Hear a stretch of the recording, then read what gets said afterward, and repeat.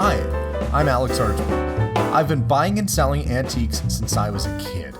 Over the years, generations of our family have gotten involved in the business, and I'll search just about anywhere I can to find hidden treasures both big and small. I never know what I'll turn up next.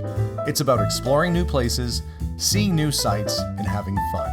And even though sometimes I get over my head, we try and make things a little better along the way. This is Curiosity. Hi everybody and welcome to today's episode. Well, I went recently to Tulsa, Oklahoma and met up with Toly Arutunoff, who's a historic and well-known race car driver. He's put out a couple books. Great guy, showed me around. Well, when I was there interviewing him, I saw a cool car, looked a little forlorn, and I decided to make an offer. Well, guess what happened? To start off today's video with showing you, going back to a little bit of that Tulsa chat and talking about the car then, and show you where we're at today. So let's go with the part one of a renovation series on a historic Italian car owned by a historic man. And we'll see if we can make good on it and make it all shiny and look good again. So follow along on this week's episode. Let's go. What year is this Flavia Sport? Flat as whatever. I got to tell John to come. And this car, I thought I saw pictures of it in your garage and it was red. Yeah, it was. Originally it was green. Okay. Oh yeah, I see remnants of the red there. And this was a car that was advertised for $2,600 or something like that in Hemmings back in the mid-70s. And that's when you bought it? No, I bought it from Michael Christic in about 89 or 90. Oh, and it's the driver though, right? Oh yeah, it was. I mean, yeah. Do you mind if I open the hood up a little bit? Let's make sure I don't pinch the... I had to run him up. He had it. Obviously somebody worked on it, but the throttle linkage is incredibly weird. It looks moderately simple. What an odd setup this is. Yeah. And getting the throttle linkage working right, I actually had to... I took out the throttle stop. I mean, it was opening like half throttle on the floor. And also the linkage, if you didn't work it right, it would go over center and you couldn't get back on the throttle anymore. And it looks simple enough. Here comes the wire and then you got those zingers, but somehow it, whatever. Yeah, it looks a little bit of corrosion happening in there. But, you know. And the brakes all the way down there, and tried to pull them up and they didn't want to move. So, like I said. Needs a little TLC. Yeah. It is an interesting car. I mean, it's unusual how they did this back window. I guess that was to make the passengers in the back feel like they really had a... Yeah, it probably helps with the view out the back, I guess, too. Can I open the door? Sure. You know, but the nice thing about your cars, though, is that even though it might need a little paint stuff, they're not rusty at all. Like, they're solid. Well, this is the one that was redone underneath. Yeah, Monterey Historic sticker. That's great. The interior's all intact and actually not terrible. I said it needs the boot on the shifter. Oh, yeah. That is a sort of a boot, but yeah, it has a boot there. Right, it's look at the position of that shifter, just like midway. The radio works. That's a bonus. A lot of times. This is a fairly the fabulous. What do you call it? The fabulous trash wagon. Yeah. What's his name? Book. Yeah. Oh, that's right. We'll take it out. I got books in the car for you. Okay. I'm gonna do one last walk around to this. Flavia Sport. Yeah, it's a different kind of looking car. It's actually a little bit more handsome in person than when you see them in pictures. Fascinating. The later ones, the very last ones, they didn't cut the window up into the roof, and the very last ones didn't have this sort of inset in the rocker panel.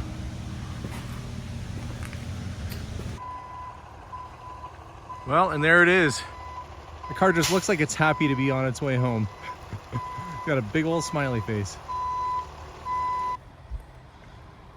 Hard to believe this is early May that I'm filming this.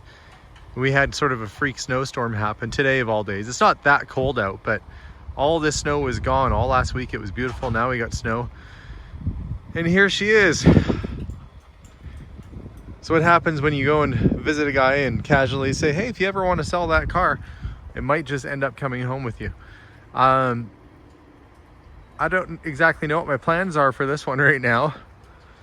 This will be a project at some point, but I do know it needs a paint job. This paint that is on there is cracking all over the place, and it's not that old of a paint job. When I saw this car in pictures from a decade ago, it was red, and he had it painted this off-white color, and the paint did not stick very well at all. So they didn't use a great quality paint, so it's going to need to be done. Just waiting on my son to come out and help me. We'll get this pushed in the garage because it's turning over, but it's not firing right now. So, but it's home at last. It is a really interesting car. The front end kind of reminds me of the newer Lexuses with the grille that kind of cuts in and then back out again. Now, you wouldn't know it to look at it, but this paint was done. Look how cracked it is. This paint is only about 10 years old. What they didn't do is they didn't prep the surface underneath, which means this paint's got to come off. And that's going to be a pretty big job. Now, I'm not too worried about rust on it because it is aluminum. And I'm also trying to figure out what the original color was, which is why I've begun the process, and don't worry about the gloops here, I'm going to get that in a second, of stripping the paint. I know it looks terrible. Look, it looks awful right now, but what I've discovered is that it's white, and then there's primer, and then it's red, and then there's primer, and then it's red. Now, Toly had thought the car might have been dark green at one point, but so far, I'm not seeing any evidence of that. All I'm seeing is a lot of red. Poor thing looks like it looks like it fell on its roof and it's got a big rashy looking scab from sliding on it. We're gonna try and get the entire roof stripped clean today and see if there's any of that green paint underneath. Eventually I've got to do the whole car, but the roof is just my sample right now because like I showed you, the paint is sadly terrible. It's cracking all over, so it needs to be redone. Sanding it would create a lot of dust, and I'm using a environmentally friendly heavy-duty paint stripper. And to be honest with you, I didn't think it was working, but when I came out this morning, I let it sit for quite a while, much longer than I should, and that's what did it. That's leaving it overnight did actually lift the paint, because it wasn't breaking through at all. Anyway, we'll check back in on this in a little bit and see what we're working with on that roof. Well, I figured in for a penny, in for a pound, so I dragged the car outside and yeah, pretty much put the paint stripper all over the place. Did pull the emblems off the back here. I still have to pull the emblem off the front. And what we have so far is a layer of cream paint with a layer of white paint underneath that, with a couple layers of red paint, and not a single bit of green anywhere. So I think it's safe to say this car was sort of that red. That's the lowest part of the paint, closest to the metal, and it's red. So I did want to put this car back to its original colors, so I guess red it is. I was actually kind of hoping it was going to be green so I could do that nice Porsche Irish green. I love that color, and I mean I still could, it's just it wouldn't be the way the car left the factory, and I don't know, that bugs me a little bit. So I have to let this sit for a little while, let all this blister, and then get to scraping. So I'll come back out and see what this looks like in about a half hour. Okay, this has been a lot more work than I thought. I did get down to the original color, which again is kind of this burgundy. And the reason why I'm going all the way down to the original, see, it's the original paint that crackled. It's lacquer crackle, and it's common on old cars, but what they did is they repainted it red. They went with a slightly different red, and then somebody tried to fix it because the cracks were coming through, and they just put a skim coat of Bondo over top of the whole car. But what happens is those cracks will continue to crack, and it comes right through whatever final paint you put on. The only way to resolve that is to go really right down to bare metal. It's a lot of work to do, but it's the way to do it properly. Well, I figured it was time for kind of an update. This is the second day I've been working on this car, and it's not going as well as planned. The paint stripper is somewhat effective, but it turns it into kind of like a goopy soup. And as it turns out, there's about 9 layers on this car between the white, the primer, another coat of white, another primer, a red, another primer, red, another primer, and then red. And yet, oh gosh, that's way more than 9 actually. We're dealing with a lot of paint. In fact, the paint was so thick in places that I had to resort to a wood chisel. I know this sounds crazy, but to get the paint loosened up in certain spots, I've been very carefully kind of chiseling that away. And there were spots where it was so thick, it was like probably 1/4 of an inch thick. Look at that, it's coming off like I'm whittling the car away. But that's not even down to the metal yet. So got a lot of work ahead of me. I'm returning one of the jugs of paint stripper I bought. I'm gonna go buy hopefully a stronger version that might work, because I still have all the sides of the car to do, and it's turning out to be a much bigger job than expected. That said though, once I get down to the metal and I get through all those final cracks that were there, the body's great. There's obviously no rust because it's aluminum, but there's no dents, there's no issues. Really, this whole car suffered many bad paint jobs because that original paint job failed, and instead of stripping it the first time and fixing it proper, they patched, puttied, and repaired for years and years and years. I've probably taken, I kid you not, probably about 110 pounds of material off of just the roof, the hood, and the trunk. It's a huge amount of material that came off because of how much filler and paint was on here. It's gonna make this car a whole lot lighter and will present a whole lot better with a good paint job. So off I go to get some other paint stripper that'll hopefully work a bit better. And once it's not raining out, which it is right now, I can take it outside and actually begin sanding it. So here I go. Oh my gosh, guys, I can't tell you how much work it was to get it to this point. It's been 4 days since that last segment that I shot to get the majority of the car down to bare metal. Now there's a couple spots where I thought, oh, there must have been some accident damage on the front there. But as I look around the car, there's a couple spaces where you can see they've kind of patched or put pieces on. And I think that's the like inner fender where they've done some welding and stuff. That's just how they assembled it. So it's gonna be really difficult. Well, I wouldn't be able just to polish this out and leave it like that, even though it's kind of DeLorean-ish. It is gonna have to be repainted, sadly. I still have a lot of work to do on the back and the lower parts to get the rest of the paint off. So I'm gonna have to pull the bumpers and the reflectors. Oddly, those are the same exact reflectors that I have on the Ferrari. Same exact reflectors. Like I said, there was probably a lot of things that cross over to other cars, but this was a lot of work. And oh look, there's my dog. He blends right in. You blend in, Chewy. He's just looking around being a dog. I, on the other hand, I'm gonna go inside and see if I can get the wrenches and maybe get these bumpers off. It is getting rather late. It's nearly 8 p.m. I don't know if I want to do much more today. I got quite burnt on my arm from earlier, so maybe I should call it a day today, but there's still so much to be done. But that is a lot of good progress. Okay, well, I thought I'd give you guys an update and let you know where I'm at with the car. I got all the paint stripped off pretty much everywhere. Really big job, as you can imagine. It's a big job enough when there's only a couple layers, let alone the 12 or so that I was dealing with on this. But that is all done. I got the lower part of the doors done, and I've actually started to get some of the filler put on the vehicle. It's raining outside today, so I can't take it out to do any kind of sanding outside, and I don't want to do it in here because, well, this garage isn't really built for that.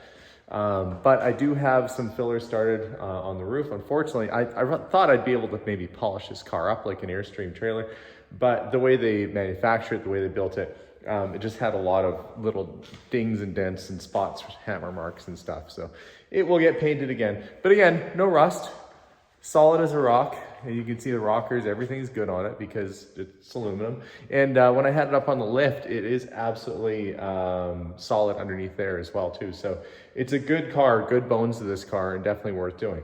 I'll show you in more detail what I've been up to.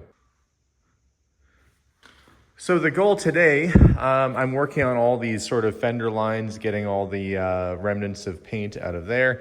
I have to get the inner, I guess what would you call this, like a well, the space inside the hood here, the channels all cleaned out, and get that prepped so I can eventually paint it. Same with around the grill.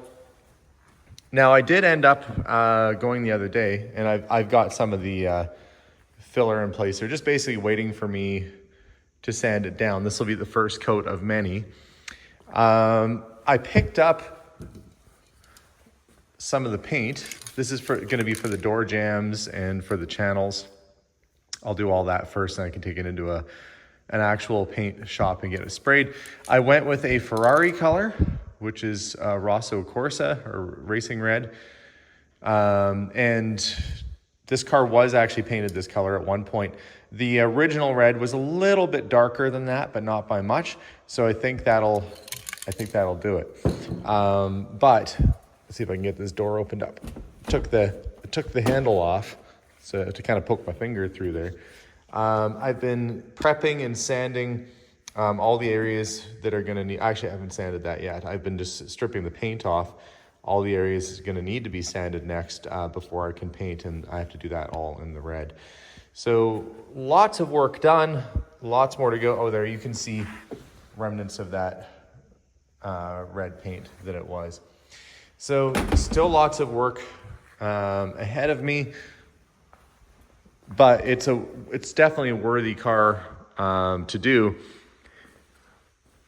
And my friend Scott came over and had a look at it. He said he can say that he's never seen another car that looks like this one. And that's very true. It is a different kind of vehicle. But that's what I like. I like the oddball stuff. So back to sanding I go. Oh boy. Okay. Well, the car is definitely coming along. It is such an odd looking machine too. Look at the windows on the back here, curved up this like the side of a 90s Bronco. The back window, I've disconnected it, but it actually raises and lowers. I don't know if I can get in there to show you. It has a power window motor, and it goes up and down. It's on a hinge, which is handy because it's giving me a chance to clean all those channels out.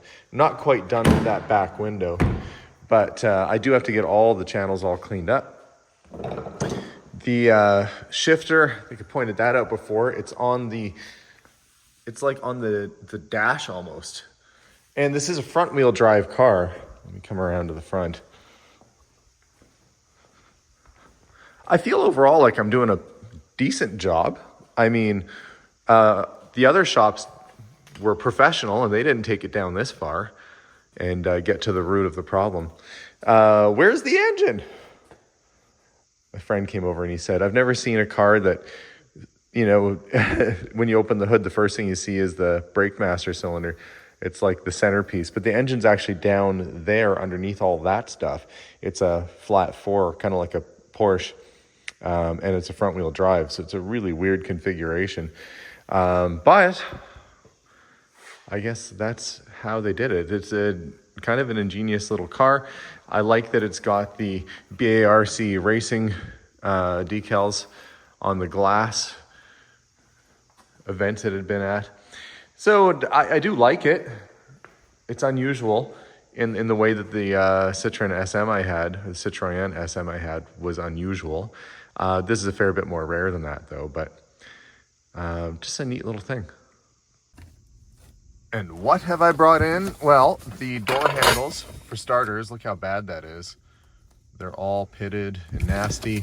I've got the hubcaps, the little trunk lid handle, and this is for the rear lights, and you can see that pot metal is all basically nasty. This type of metal is very difficult to get they have to really sand it down and get it prepped. Doesn't hold chrome very well if it's out in the elements a lot, but I'm gonna take my little batch of stuff in, and hopefully next time I see it, it'll be all shiny and new looking again. back working on the car today. I was sanding some of the filler I put on, trying to clean up around the headlights in the front, and overall the car is looking better. Now, I lost a chunk of my thumb. It's kind of bleeding through the band-aid there a bit. With the Rogue sander, it kind of hit a corner and jumped off and got my thumb. But that said, I'm back at it working on the car. Even though it tried to de-thumb me, I will get this done. What I've started doing on this side, as you can see, is just spraying a little filler primer. And what that does is it fills in any sort of the light scratches, little bumps and dings and stuff, and it gives me an opportunity to see where I need to touch up. So I haven't sprayed as much here because I could see that there's a little spot there that needs to be sanded or a little bit of filler put in there. So I'm going to spray all the bits of the car that I think are good or nearly done, and it'll give me a better view of what kind of shape the bodywork is in underneath. And I had to do a lot of sanding and a lot of filler in this spot, and it's actually looking fairly even and smooth. I don't think I missed too much for dents, but this is a good way to kind of view it and see. And it's actually looking better now that it's kind of a more even color in places. I'm gonna have to get down and do a bit more filler and sanding down there, which is why I haven't done the rockers yet, but that'll be soon enough. I'm gonna get around to the other side, do a bit more priming, and just keep working at it. That's all you can do. Okie dokie, it is update time. As you can see, I've got a little bit of primer on the car. And the red is me going over every little tiny scratch that I could see in the sunlight, every tiny little, I wouldn't say dent, but mark that needed a little bit of filler to smooth it out. That is the glazing putty. My bug zapper going off in the background if you heard a snapping sound. So the glazing putty goes on, and then I'll sand the whole car again, and then reprime it, and hopefully I'll be getting steps closer to this being finished. I do have the trunk lid off, and the reason for that was so I could get in and really clean this channel up. It was just nasty in there, and there's a couple spots where it needed a little bit of filler just to smooth things out. It obviously no rust or anything, but it just needed the way that they put the pieces together. It needed a little bit of filler to smooth it out. There's going to be rubber that gets glued in here, so you won't even really see it. But for me, it matters knowing that I took it down to metal, and I'm taking it down to metal and cleaning it up so it'll be done properly. This side of the car has a little bit more primer on it, but again, the spot putty, every little spot, you go over and you look in the light, and I think I noticed one. Actually, I should say Melissa noticed it somewhere, maybe a little bit right there. You look for the little spots where it doesn't look quite right. I will say I did a pretty good job already, but there's always a couple little marks that you can't see until you get a little water on it or get it out in the sun. So I'll take a pencil, mark those spaces off, and just keep adding little bits of filler and then sanding it down and making it all right so the surface is prepped and ready for paint. And hopefully I can start getting estimates on the paint job very soon. I did get color match paint to do the areas behind the taillights so I can reassemble all that stuff and they can tape it and paint it. You might ask, why, Alex? You've already got it off. They'll do a proper job and paint it now. I'm debating, there's two schools of thought. One is get the car into the shop as it looks, more or less, and get the mechanical all done so it's running and driving properly. And for that to happen, I'd have to have the taillights and all the stuff on so you can make the car function as it should. The other one would be I get into a paint shop the way it is, and they push it in, they paint it, make it look all nice, but then you're gonna have mechanics leaning over it and you run the risk of your paint getting scratched up. So I'm kind of debating what the best course of action is. I'm kind of leaning towards just getting it in primer and getting it off to the mechanics so they can make it run and drive properly, and that'll make everybody's job easier at the paint shop. So I'll lean towards that direction, and even though you get a better paint job when everything's off like this, I do have the proper paint that I'm going to be putting on, and I can paint that bit myself, and they can just tape off the taillights and stuff themselves, but I'll know that it'll be the proper red paint underneath. Anyway, if only it ran and drove well, already, then this wouldn't really be an issue, but it does need to go into the shop for some mechanical work. But that's it for me today. I'm gonna go rest my thumb and let that heal up and call it a night. Well, I figured it was about time I did an update on the old Lancia.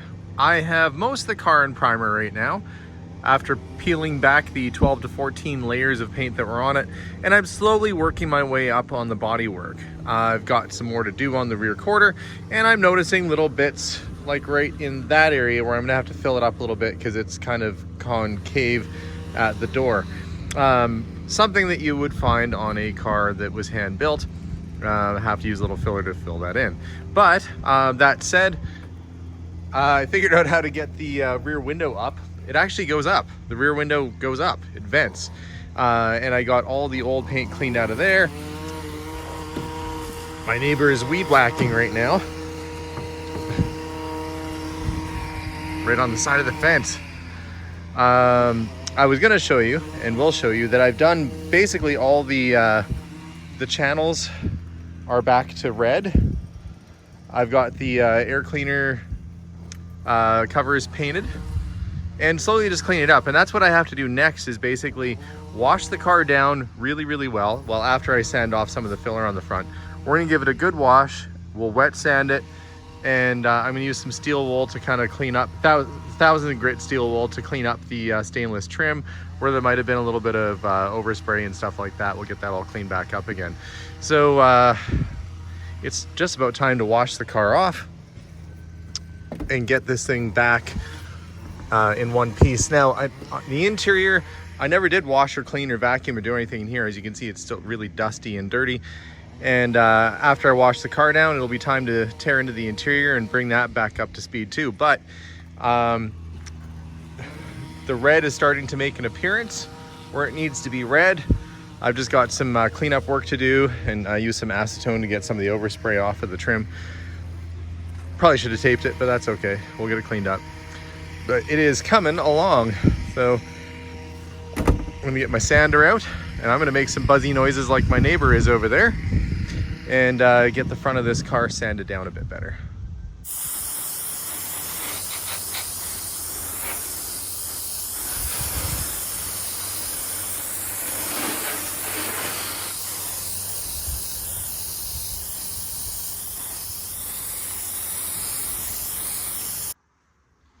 Well, I had to bring the car back inside because there's a big storm rolling in somewhere out there.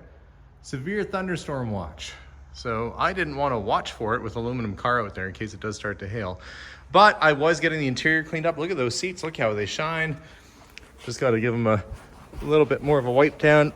Put some leather conditioner on, a little bit of mink oil. They have come up very nice. Cleaning up the dash, giving a bit of a vacuum. So things are looking up. I'm gonna carry on probably tomorrow after all this settles with getting a bit of the filler put on some of the low spots and just kind of going around the car one more time.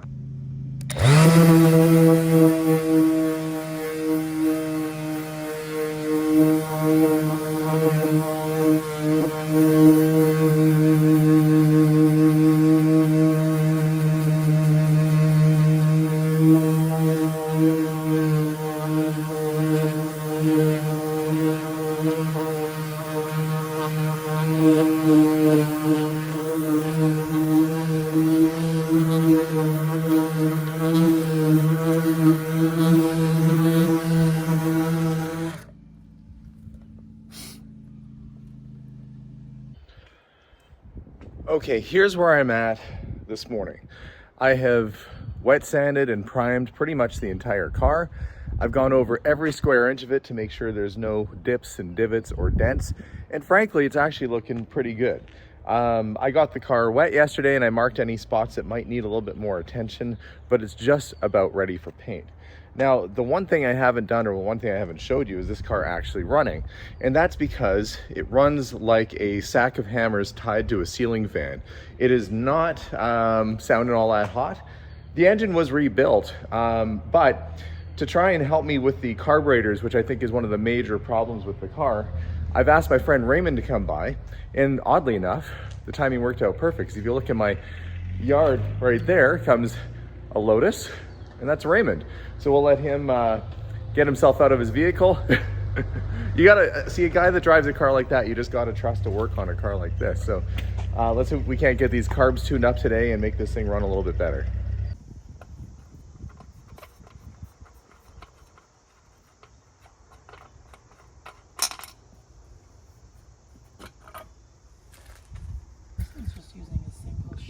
So Raymond has arrived and is inspecting the car.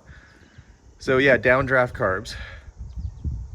Okay, I think we're gonna take the air cleaners off so we can get better access. Take them off completely, yeah. I don't, let's see, where are they attached? Two nuts there? There's 3 nuts. 3, yeah, okay, I'll grab that. Probably like a 10 10 millimeter or something. We'll get some paper towels to go into here first. Okay. Okay, so we've taken the air cleaners off completely so the linkages are more accessible. I'm gonna start it as it is so we have kind of a baseline here. I told him I was a little worried because I don't have functioning brakes just yet. Okay, ready?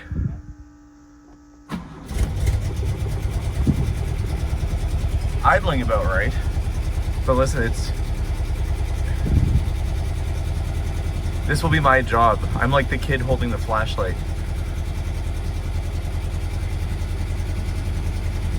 I mean, it's running, but it's lumpy. So to do this job properly, these are the air meters, right? Airflow meters. Airflow meters. And what is it measuring? The vacuum that the amount of air that's pulling into the carb? So the amount of air that's being drawn into the carburetor. Right, yeah. So if you don't have these, which a person can get, you kind of put them in one and the other, and that tells you kind of if your carb is out of whack or not. But you said they're not terribly far off right now. We'll take a look at them again. They're pretty close. Oh, okay. So it could just be he's got it overly jetted or something else is going on. Too much fuel or not enough fuel on one side. This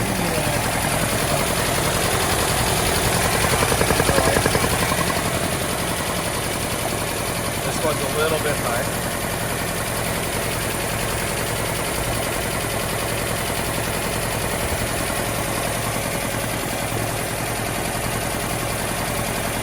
Air corrector. The top I think is the air corrector 150. So that's the size of the opening. Right. And then the main jet. And so that'll tell us if we... Well, we can see what it's supposed to be. It looks like it has the number 725 on it. So let's see if we can find out from your handbook what they originally had them set up as. Thanks, Raymond. We'll see ya. And with that, Raymond goes off to wherever Raymond goes in that car. What a cool little thing. I think these two cars could have potentially raced against each other at some point. I think they would have been similar classes. His all shiny and fantastic, and hopefully mine soon to be. Off he goes. But the nice thing is that the jets are adjusted. Can't wait till I get my door handles back. This is so much fun reaching in and finding it. But look, I don't even need to pump the pedal. Just turn the key. And she starts right up. And it sounds nice and smooth. So, engine sounds good. That's one less thing to worry about. It can reliably start and move under its own power, which is good when this goes in. I have been walking about, and since I shot that last video of us doing the carbs, I sprayed this little section black, which it's supposed to be. Looked at all the pictures of others online, so when the grill goes on, it just looks black underneath. So that's drying. I'm going around, and I marked this as being lumpy because there's little areas which I'm gonna have to come back and fill, which, you know, when you look at it straight on, not so bad, but you look at it from the side, you can kind of see it's a little, just a little low. There's some spots that just need to be touched up. So every day I just do my walk, but one step closer with a good running engine, and honestly, it's looking so much better already, even all just being one color again, albeit primer. It's looking pretty good. Well, to give you guys an update of where I am, 95% of the car is prepped and ready for paint. And as I was doing my walk around, I had kind of a low spot near the door handle. And so I've decided to come and resand and repatch. I'm gonna have to wash my driveway off. Look at all this sand, or sanding dust. So there's a little spot here and down there that needed a touch up. But once that's done, the car can actually get hauled in for paint. The rest of it actually looks fantastic. It's turned out pretty good. The other problem I was having with it is that it's got no brakes. And to fix that, I have taken out the brake booster. I guess master cylinder, I should say. It's not a booster. I've taken out the master cylinder. I've got somebody had an original rebuild kit. I guess the rubber's still all good on that. But I got a rebuild kit for it. So we're going to dismantle this and get it rebuilt. This plunger doesn't even move. This one works, but it leaks out the top. So this thing, the seals are all dried and crusty and it needs a good cleaning. So I'm gonna work on that while the car isn't getting painted, and they're aware the car has no brakes as of right now. So yeah, no surprises for them. But that'll be next for me, is getting this rebuilt so we can get the brake system up and running and get the car off. But I've painted the proper red around the grill. I've repainted the black under the grill and got that all done so they can just tape that off. And yeah, it's just really one step closer. So next stop will be the paint shop for the car while I rebuild the master cylinder. Okie dokie, this is where I'm at right now. I've cleaned up the master cylinder itself with a wire brush, and I've gone in with the brake cleaner, cleaned all of the bits and pieces out to get it nice and shiny again. Have not cleaned up the reservoir yet, but slowly but surely I'm going through, and I'm going to be replacing. You can see the seals are really worn out on that edge. I've got new seals in the bag, so I'm going to start with this plunger, and I got everything kind of in order of how it came apart. So hopefully I can remember how it goes back together again. I'm going to try and do this in one go, because if I don't, I'll probably forget how it all went together. So wish me luck that I can do this. I'm going to get my seals out and start replacing. All right, master cylinder is installed. Give it a little gas. It's got to warm up a little bit here, but now I'm driving, and we'll try the brakes. All good. They're still a little bit spongy. I couldn't get one of them to bleed, but so far I probably got 3 out of 4 brakes working. Yeah, well, it stops. This once bubbly and crusty looking, this is my license plate light. All repaired, they ground it all nice. Got it chromed up, and the door handles as well. So when the car gets here and I get all the bits and pieces back on, I think it's gonna really shine and look great. I'm excited to see it. I'm so excited to see it. We'll have a nice little spot in my garage here. Just gotta wait for that tow truck to show up, and it should be here any minute. Here comes the tow truck. Can't quite see the car just yet. I'm gonna wave at him so he can see. Hello? Hello, do you see me? He doesn't see me. He's lost. He'll find me. There it is. No longer white and crusty. It's red and shiny. I'll get out of his way so we can get this thing dropped, and we'll get it in the garage. Well, I took a minute from filming because I had to get the car offloaded off the trailer. He's just leaving right now. But it sure looks a lot better in red. And the bodywork, they turned out pretty nice. All that effort seems to have been worthwhile so far. I'm gonna get this in the garage, get the wheels off so I can get those painted. And then once it's up on blocks, we'll start with the assembly. Well, for Get Back to the Future Part 2, I've got me a flying car right here. With the wheels off and the car up on jack stands, I can now get the rims in to get sandblasted. They're kind of peculiar. They have, and I don't know, maybe somebody watching at home knows, they're a single stamped steel rim, but there's these little bolts, little screws that go all the way around that are integrated in the rim. I don't know if that was intended to hold on wheel weights or that was covered by the beauty rim, which is not factory for this car. They were made in China. They're newer plastic ones, so they could come off. But I wonder what those were for. And they have them on the inside here too. Same thing, threaded along the back. Either way, we're gonna get these blasted and painted.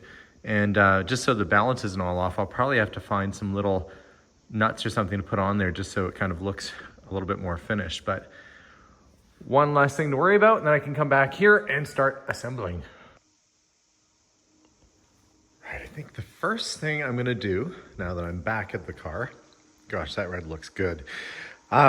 We think we need some door handles because I'm poking my finger in there to try and get the door open. That'll be, I think, the first up. We'll get the door handles on, then I can get the door panels and the trim. So we'll do the door stuff in general. I don't want to shake the car around too much or even sit in it because although it's up on jack stands, I don't want to jiggle anything off because that would really, really suck. So I'm going to be very careful, let's say. But I think I've got my door handles right over here. I didn't mark them left or right. Actually don't even know if there's a difference or if they're exactly the same. So I'll figure that out and I'll pop it on and I'll show you how it looks. There we go. One working door. And I have to say that panel gap is actually really nice. Looks good on both sides. Works like a darn. With the door handle now on, this would be a good time to get the window channels greased up, the lock mechanisms greased, because I don't want to have to keep reopening this door up to fix little things like that. So got my trusty penetrating oil. I'm using liquid wrench on some of these mechanisms, and I am gonna use some grease up top there too. And that should leave it nice and well lubricated for hopefully the foreseeable future. I can get the door panel on.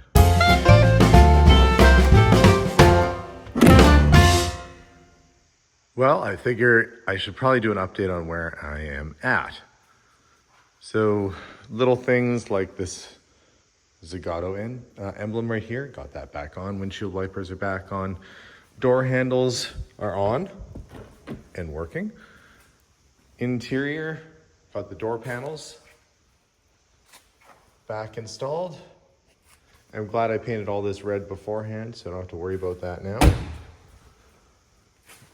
Got the back trim that goes above the rear window on, and antenna, bumper, tail lights, everything's starting to come back together. One small problem is there's a, look at my greasy little handprints, I'm gonna clean that all up after. I did get new rubber for the trunk, so the trunk lid's gonna have to come off so I can put the new trunk rubber seal on. And I don't know what I did with the bolts that hold the license plate lights on. I've been looking all over for them, have no idea where they are. I'm hoping they're somewhere in the trunk, so I gotta start clearing that out. Maybe it's in one of these bins. Gosh, I remember bringing them back from the chrome shop because they didn't want to risk wrecking them, and now I don't know where they are. And they're specialty kind of curved screws, so I might be in a little trouble there. But the car really is starting to look good.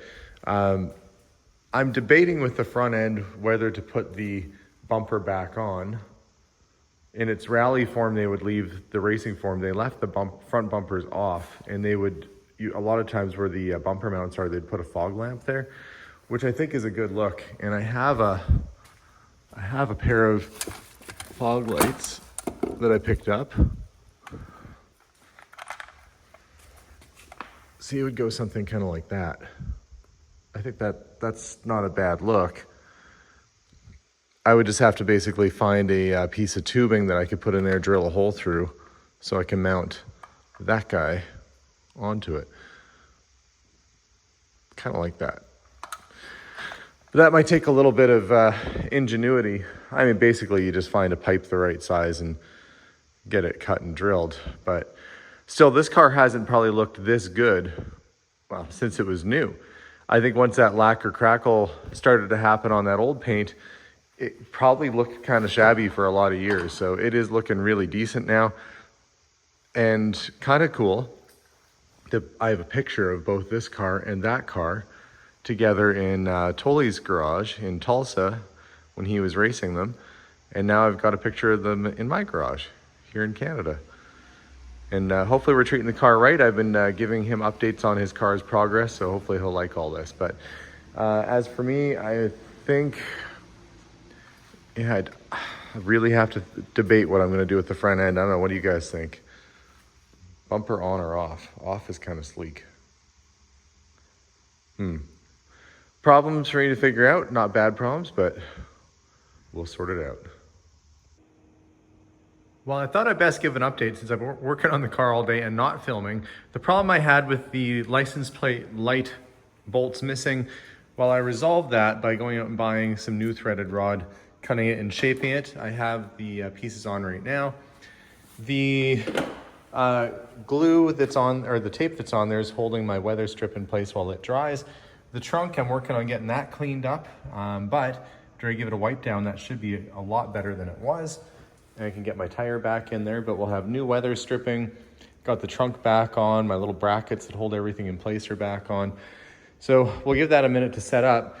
I am basically just waiting for the wheels to come back so I can start working on the mechanical of the car, hopefully next. I've almost got all the trim done. I mean, it's almost an assembled car. When the tow truck driver dropped it off, he said, well, that'll probably take you all winter to get that back together. And Melissa said, probably a couple hours. And it's been more than a couple hours. It's been probably about 10 hours of work on this, but I did get it pretty well all reassembled. The next step is me making all the lights and signals and everything work, because right now nothing seems to be working properly, and it wasn't before either. So I'm guessing there's some wires crossed or fuses blown or something wrong, but I don't want to start climbing around in the interior of the car until the wheels are back on, because I don't want to rock it around on the jack stand. So it's almost about as far as I can take it right now. Was pleased, the trunk cleaned up pretty good, and even found the spare tire cover was crumpled up at the back. I gave that a clean. I'm going to set that out on the back of this chair here just so it can kind of regain its form a little bit before I put it back on the tire. But things are definitely shaping up. Well, I got the call I've finally been waiting for, and that's it. My wheels are done and ready to pick up. Let's see how they turn out. There they are, looking a lot shinier, and with the new tires on there. Excited to get the car off of Jack's hands. These guys do all kinds of great work. Look at the, if you want to get really fancy, you could do two-tone, chromatic kind of paints. Looks like they do some pinstriping and stuff. I just haven't, Be glad to get these back on the car. There we go. Has wheels again. Now I was debating whether to put the hubcaps on or not, because the no hubcap look like this makes it kind of look a little bit more racy, a little more rally ready. But then the hubcaps might make it look finished and a bit more sophisticated. So maybe I'll give it a try with the hubcaps on. But I'm going to pull it outside, wash off the engine bay, the dust that's out of there, and see how this thing actually runs now. Well, looks like a car. Looks like a car like no other. So I guess next step for me, now that it's assembled, is to get it so that things work on it. It does run and drive, doesn't stop very well. I couldn't bleed the back passenger brake there, so I'm gonna have to work on that.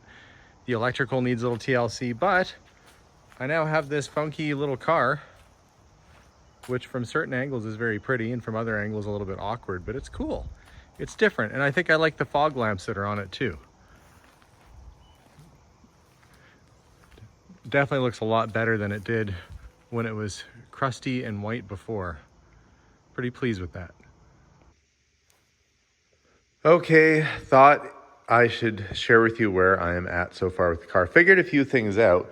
One, my friend Scott had this Lancia book, and in it, it had the Autocar road test, which was really thorough, by the way. I don't even know if they do road tests like this for cars quite this thorough, but it gives you the specs, it shows you the speeds, acceleration times, but the important thing for me, one of them, is that I don't have my owner's manual for this car yet. So it shows me what all the switches do and where they're supposed to be. So I know now where the headlight switches are. I did find that I had a workshop manual in with my other manuals that I actually got with the Appia up there the Flavia workshop manual is mixed in with them. So luckily I got that, and I got the wiring diagram. And this is what I figured out. And this really messed me up, because normally when you push the middle of a steering wheel, it's the horn, right? But in this case, look, makes the headlights go. That's meant to be like that. That's the overtaking lights. I guess if you're frantically passing somebody on the highway in Italy, you do a little of that and you zoom past them. The horn was actually this little ring right here. And the horn is, I replaced it with actually with a Volkswagen horn that I had lying around for now, with a single tone horn. Problem is the compressor, which is this thing right here, for the air horns is not functioning right now. So I took it off, I cleaned it up, so it doesn't look that bad, but it's not working. So I'm gonna have to take it apart and fix it. In the meantime though, the car does have a functioning horn until I can get that air compressor working. But I'm having difficulty still with the headlights. I've got signal lights, I've got horn, I've got brake lights. I don't have headlight or tail lights. And according to the wiring diagram here, if I'm looking at the car, this would be the left-hand side. This is showing as the headlight relay, and that would be up in there. So I'm guessing I've got, and this is just a theory, that I've got a bad relay, because I'm not getting power to the switch, and I'm not getting power to the fuse box. So that means the power is probably getting to the relay, but not coming out the other side. Hopefully it's just bad contacts or something. I'm gonna disconnect the battery, clean it all up, and see if I can make the headlights work. Once I get that done, this car will nearly be ready for the road, other than getting the brakes bled a little better. I'll have almost everything working on it. And that'll be good, because then I can actually drive this thing. But first I gotta figure out the headlights. Okay, as you can see, I'm underneath the dash of the car, and I took the headlight relay out. It was a little corroded, I cleaned it all up, but it's not, the problem I found is that half of my fuse box is not actually getting power. So on most normal cars, you'd have like a main fuse or something. I don't think this car is wired that way. So I really don't know what I'm gonna do. I'm just lying here staring at the problem, hoping I come up with a solution as to why half of my fuse box isn't powered. Power comes from the battery to the fuse box. Somewhere along the line, there's either a brake or an inline fuse or something, maybe the voltage regulator itself actually. Come to think of it, maybe I should try that. Take the voltage regulator out and see if maybe that's doing something. I'm gonna go try. Well, I am officially stumped. I took the relays out, cleaned them all up, they looked pretty good. Took the regulator off, cleaned that, it looked pretty good. And yet I still don't have lights. Unless I hit this little button in the middle, and then I do. So I've called my friend Raymond up, who came over last time to help me work on the engine a little bit, got the carbs tuned up, and the car is actually running pretty good right now. If I could just get the lights working.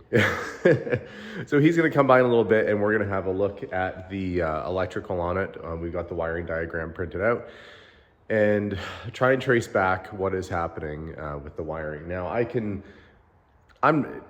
you can't tell, I'm not a mechanic, I'm just some guy. And these videos aren't to show you how it's done, it's just some random guy who's trying to get things done. When it comes to wiring diagrams, I have a basic understanding of how to read and follow them, but honestly, it's not my forte. Raymond, however, is much more inclined when it comes to that kind of stuff. So he should be here pretty soon, and hopefully we can get this sorted out today, or at least figure out what's wrong. If I have to order parts, that's not so bad, but not knowing is the thing that's keeping me up at night right now. Well, my friend Raymond has arrived in his fancy Lotus Europa. He's just in getting changed into his work clothes. And then we're gonna tear into that. I'm gonna have a quick look at his car. Isn't this a beaut? He drives this as his everyday car here in Canada, if you can believe it. At least through the summer months anyway. This is what's being driven all around. And paint and chrome and everything's excellent on it. Mechanically, good car. He loves it. I don't fit in it. I'm too tall. If you're under 6 feet, you gotta hope. If you're 6 feet or over, there's probably very little chance of a person getting in this thing. However, neat little vehicle. And speaking of neat little vehicles, he hasn't seen this since it was white. And you know, the designer of this car actually made some really interesting vehicles.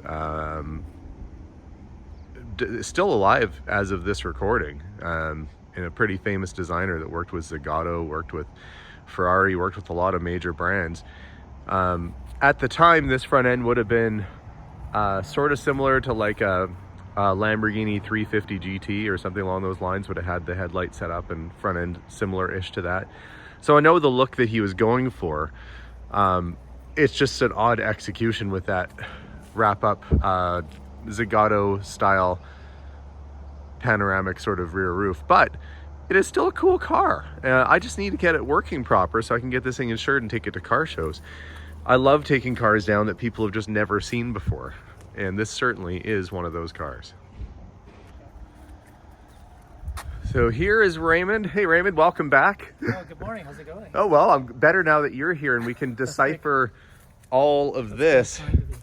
Yeah. So our main thing we're working at the wiring harnesses, we want to draw out the section we want to work with.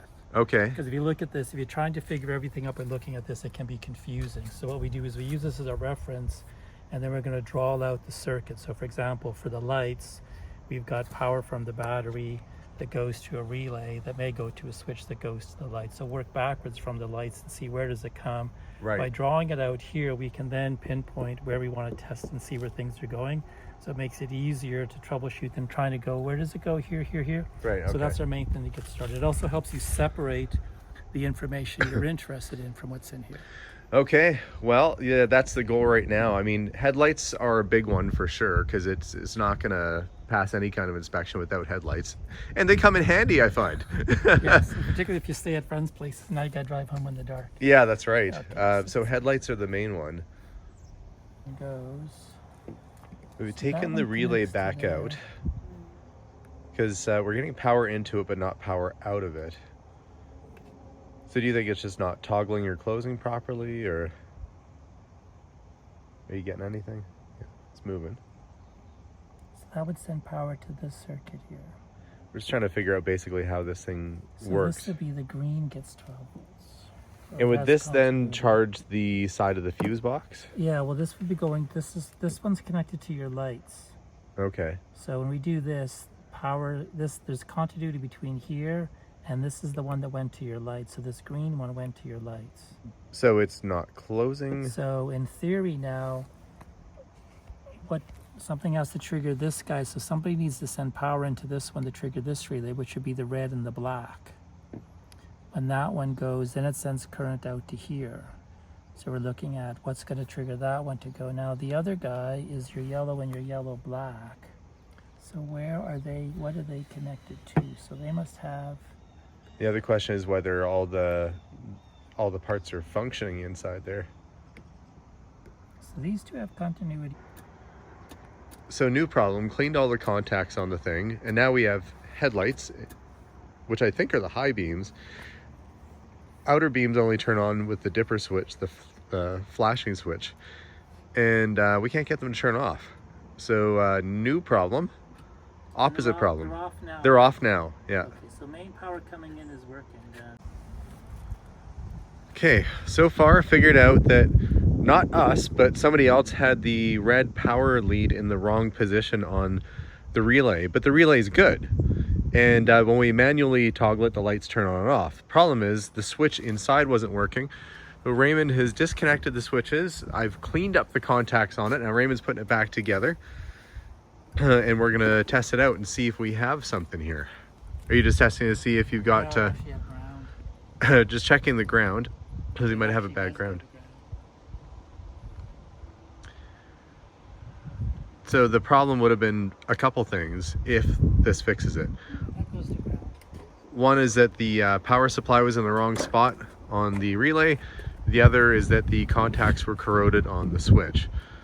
With any luck, fingers crossed, we might be getting closer to a solution, or at least to figuring out what the problem is. While I was waiting for the headlight relay to come in, which as of right this second still hasn't come in, I have it all kind of ready to go back there.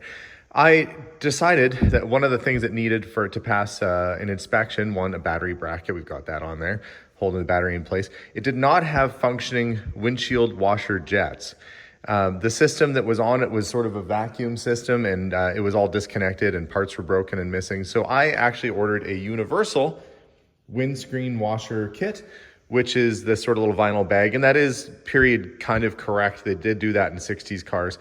And I wired it up to the fuse box, and from the fuse box to a switch. And this is where the original button would have been for the vacuum system, and I put it right in the exact same spot. So now when the car goes on and I hit that, there we go. I've got working wipers and working washers. So one less thing to worry about. Oh, also horn. Everything is pretty much working other than the darn headlights. And that's really the last thing I need to do to get this thing to be a car again. But I don't have the part to fix it. So to keep myself busy today while I wait for that, I'm going to pull the seats out and get ready to put some new carpeting in. Now, I thought originally that this rubber floor mat might have been original. It's not. It's an aftermarket thing that was put in there. Originally, it would have just been the carpeting. And the carpeting is missing in the back. This was, in fact, a race car at one point. I'll see if I can get the light on and show you what's going on back here. So a lot of times in race cars, and you can see how dusty this is, there's remnants of the old carpet right there. Not much left of it, but you get an idea that it was carpeted. A lot of times in race cars, they pull the carpeting out because it's a fire hazard, and see it's got a fire extinguisher mounted back there. Telltale sign, it might have been on the track. That's mandatory if you're taking a car on the track. No roll cage, not that I can see, although who's to say whether it had one at one point or not. I think there'd be maybe holes in the floor with the drainage hole. But back in the old days, you could race without a roll cage, so it probably just was that. So I'm going to get these seats out of the car. Maybe I'll find a few nickels down the back seat so that I can get the carpeting put in. I've ordered some black carpet, which is very similar to what was in it, that same kind of loop, that low Detroit style loop.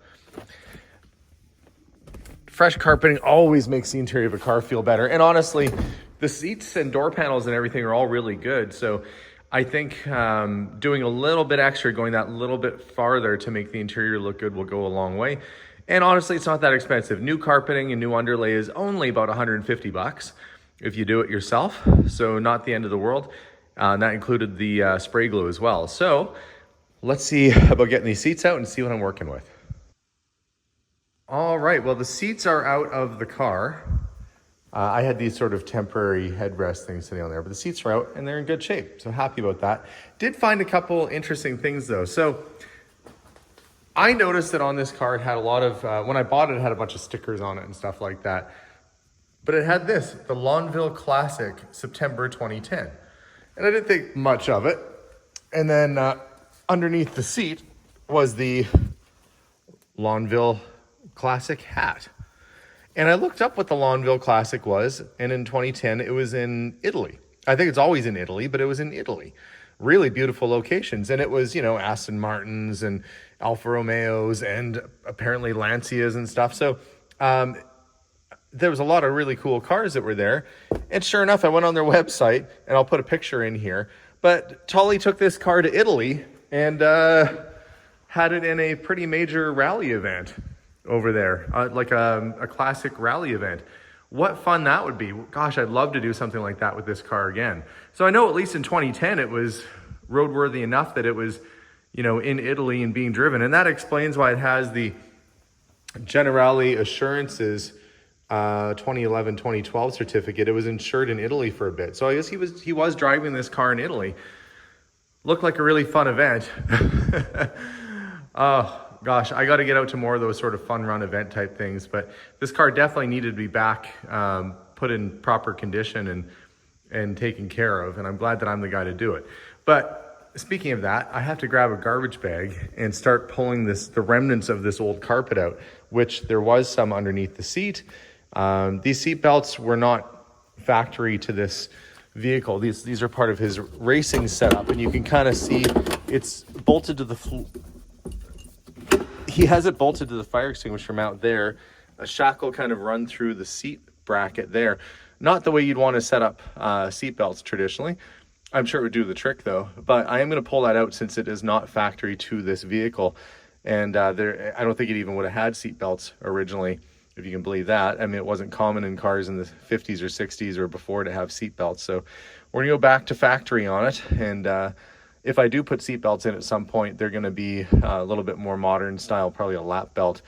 That shoulder belt setup's kind of cool, but these are old Britax English, I believe. Oh no, where are they made? Made in Sweden. So this is like the original style seatbelt. I do like them. I think they're cool. Maybe I can clean them up and put them back in. I don't know. But they got to come out so I can do the carpet anyway. So out they go, out the mat will go, and we'll see what kind of shape everything is in underneath all this. Now this is something different. As I'm pulling the carpet out, floor looks good, thankfully. But I pulled the rubber mat out, and this is the first time I've seen somebody put like a fiber outdoor mat underneath the rubber floor mat. The problem is, look at that. See how wet that is? It traps and holds water. So I'm glad I found this and glad I did this. So far, no issues. But from when I washed the car, how long ago was that? A long time ago. This thing is still holding water from all that. That would have rusted my floorboards out. So glad that I'm taking the time, the initiative to get this stuff all yanked out of here now before things got worse or out of hand. So things are going generally pretty good. Gonna get the rest of the carpet torn out of this interior, and we'll do a little cleanup. Oh, that's the original matting on the floorboard there. There's some carpet here. It has to come out. Look at this. It kind of goes underneath. We gotta get all this stuff ripped out. We're gonna put new stuff in. That's the plan. So this is carpet glued on top of carpet. Get that ripped out of there. And yeah, luckily everything looks like it's pretty solid. That's one of the reasons why I liked this car when I saw it the first time, is that it was actually a pretty solid vehicle. He had the rockers done, and so those were good. All this other stuff. I'm pretty sure new carpet's gonna make a big difference in here, and it'll really give me a chance to clean up the interior nicely too. All things this car deserved, and will hopefully make a big difference for how it feels once you sit in the interior here. I've made some pretty good progress on the car, but I'm gonna need some supplies. All the old carpeting is out of the vehicle right now, and I'm almost ready to start putting the underlay, which I've got sitting here waiting to get cut, but I don't have enough black vinyl. And the reason I need black vinyl is because there's one section underneath the rear seat that requires it. But I do have most of it prepped. Have a look. All the old carpet is out. Any spots that had exposed metal, I gave a coat of black rust-proofing paint to. But this section right along here, that needs to be done in vinyl, and then the carpet kind of comes up to it. I checked my stock, my resources, didn't have quite enough. I'm gonna run out to the fabric shop and get some of that. I also need to get some contact cement for laying that on there. So run a couple little errands this morning, come back, and hopefully I can start getting the underlay installed, because the carpet should be here as soon as tomorrow, and I wanna make sure I'm all ready for it. Well, here's some black vinyl right there, and it is $19.99 a meter. So that's, what, about $15 US a yard? Not too bad. That should do the trick. Actually, did learn something about myself. I actually don't mind coming to fabric stores. All the possibilities and things you can make. Kind of a fun shop to go to. Now to grab some glue. It should be right about here. There we go. Heavy duty contact cement. That'll do the trick. Well, while I was out getting the glue and the materials to do the interior, my headlight switch arrived from Italy. That actually didn't take as long as I thought it would. So while I'm waiting on glue to dry on the interior after I get some upholstery done, I should be able to get my headlights working, hopefully, fingers crossed. I have no idea if that's gonna resolve it. Pretty good idea, but not 100%. But that's great timing, couldn't ask for better. The only thing I'm missing now is the carpeting, and that should be here today or tomorrow. So we're getting near, we're getting closer. But I've gotta get myself changed into some grubby clothes so I can start the gluing on the interior of this car. After doing some cutting and measuring and gluing, I have the underlay done. It doesn't look like much right now. I didn't do this portion here, and there's a reason for that. That goes under the seat.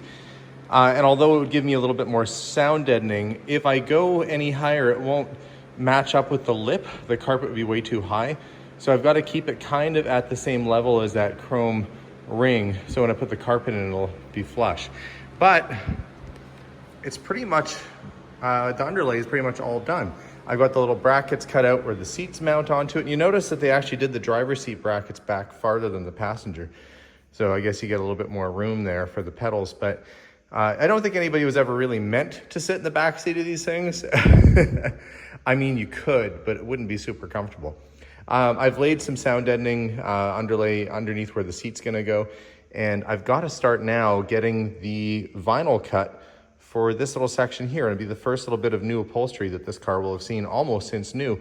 So I'm gonna get that cut out and hopefully get that vinyl glued in there so everything's all ready to go when the carpet shows up, and I think that's gonna be tomorrow.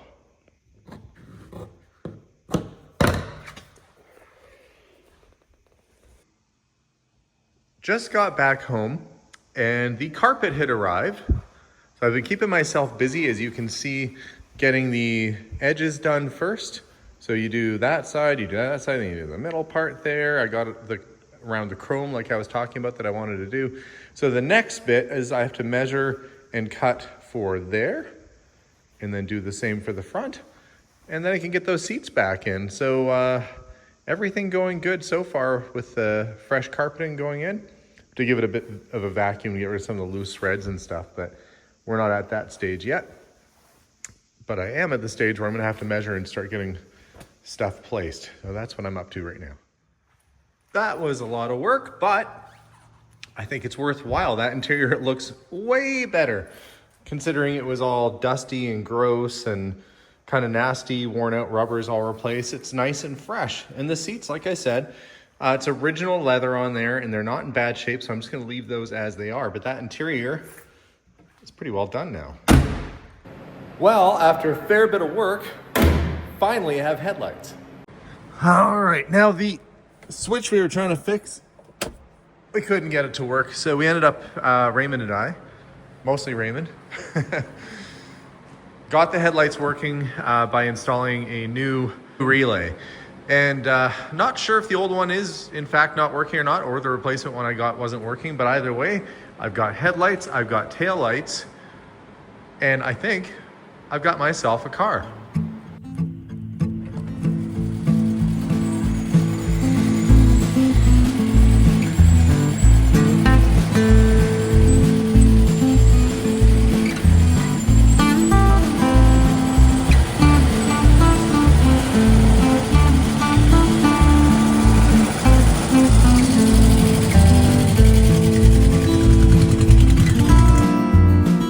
Well, there it is. A revival of a very rare Italian car. Running, driving, working headlights, working horn. I got everything going, even the washer jets. So it's a full-on car ready to hit the roads again. And the last time this was really driven was in Italy.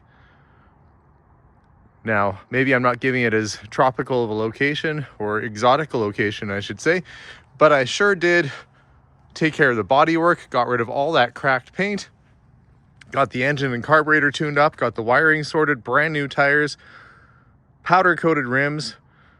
I think I've really done this car justice. At least I hope I have anyway.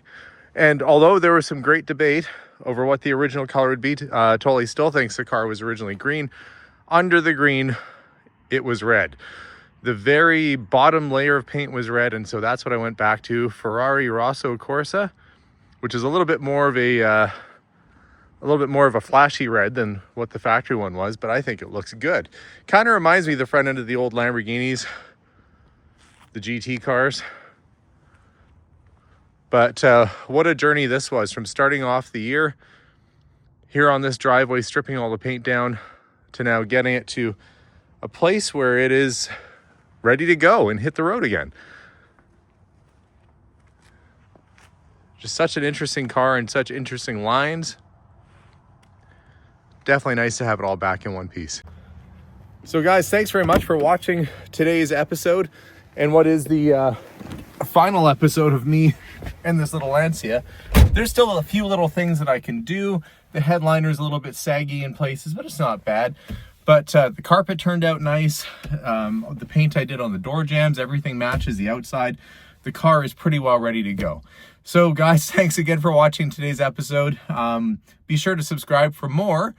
And as for me, well, it's the end of the season now, so I'm going to park this baby away for winter, and we'll have it back out on the road and hopefully at car shows in my local area come spring and summertime. But guys, another project done, another car completed, and what an exotic this one is. And probably the most challenging paint to strip off a car I've ever faced before, because of all the layers of Bondo and primer and everything that was on there just to get down to what was essentially a very solid car. So guys, thanks again. We'll see y'all soon. And as always, bye for now.